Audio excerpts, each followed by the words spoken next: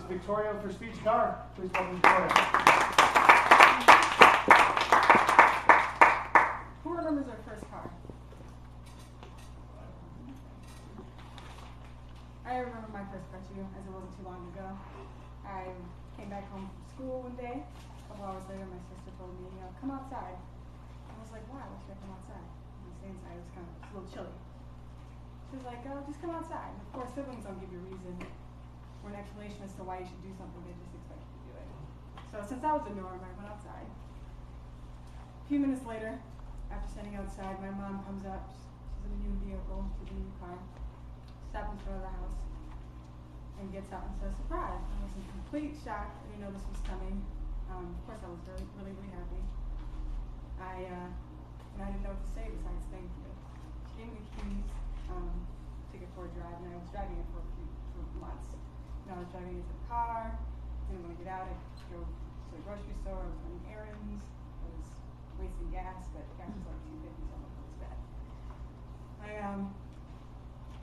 But after a few months, I realized I knew nothing about my car.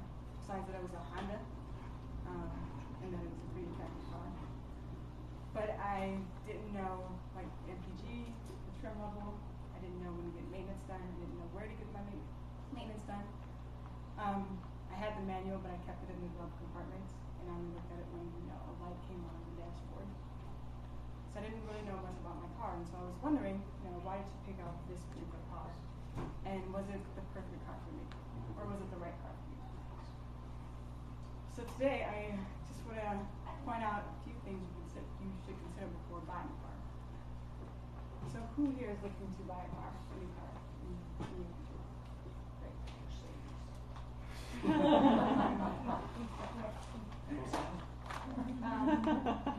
So maybe the first thing you consider is what type of car you're going to buy. Do you want to buy a sedan? Do you want to buy an SUV? Do you want to buy a truck? A sedan is typically less expensive than an SUV. An SUV is less expensive than a truck. Let's say you decide on buying a sedan. What type of sedan are you going to get? Do you want a compact sedan? It's a small sedan like a Focus, Ford Focus. Or do you want an intermediate sedan, so like a Fusion? Or do you want a full-size sedan, so like a Taurus or an Impala? So that's one thing to consider.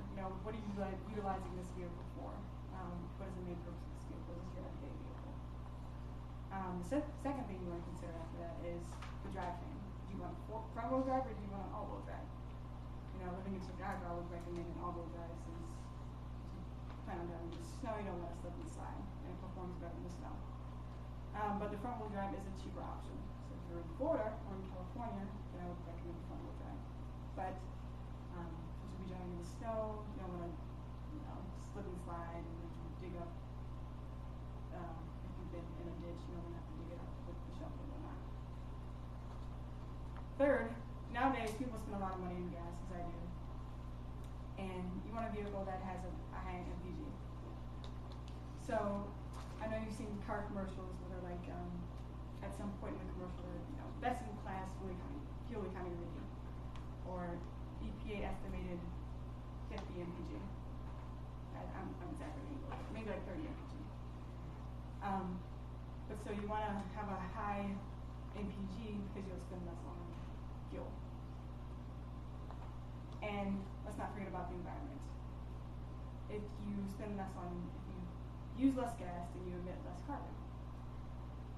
And the carbon factor is like 19.55. So carbon emissions is equal to 19.55 times the amount of gallons. So if you're an environmentally friendly person and doing your part, you want to consider buying a vehicle that has a higher EPG so you emit less carbon. So that's another thing you should consider. The last point I want to make is resale value. What will your car be worth 5-10 years from now? And how fast does it depreciate?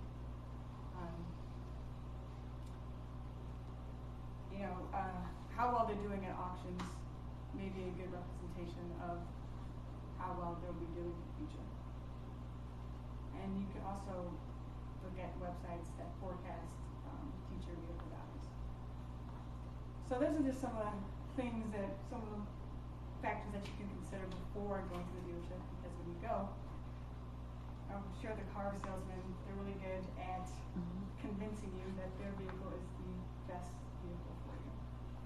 So if you already have a basis as to which vehicle, if you already have a basis as to which vehicle you want, like the type of vehicle, an all-wheel drive or front-wheel drive, a vehicle with a higher MPG, which typically costs a little bit more than vehicles with not as high of MPG. If you want an electrical vehicle, which also typically costs a little bit more. And then of course looking at the resale values. So if you already have that basis, then I'm sure you'll be able to pick out the perfect car for you. Or you can just buy Benz.